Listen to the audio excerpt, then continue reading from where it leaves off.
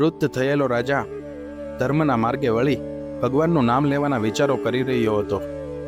તે ધર્મગુરુઓ, પંડિતો, સાધુ સંતોને બોલાવીને પૂછતો હતો, મને ભગવાન ભજવાનો રસ્તો બતાવો.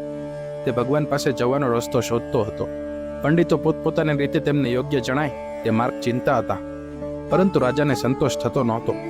તેને થતું કે આ લોકો મને ભગવાન પાસે કેવી રીતે લઈ જશે. તેને પંડિતોમાં દોષ દેખાવા માંડ્યા, ત્રુટિ જણાવવા માંડી. એકવાર એક સાધુએ આવીને કહ્યું કે ચાલો ભગવાન પાસે લઈ જાઓ. તેઓ ગંગા કિનારે પહોંચ્યા.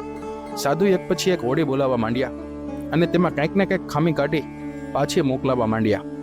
આ જોઈને રાજા ચીડાઈ ગયા અને કહેવા લાગ્યા, આપણે સામા કિનારે જ જવું છે ને, દોષ કાઢવાનો રહેવા દો, કોઈ પણ હોડી પહોંચાડી દેશે.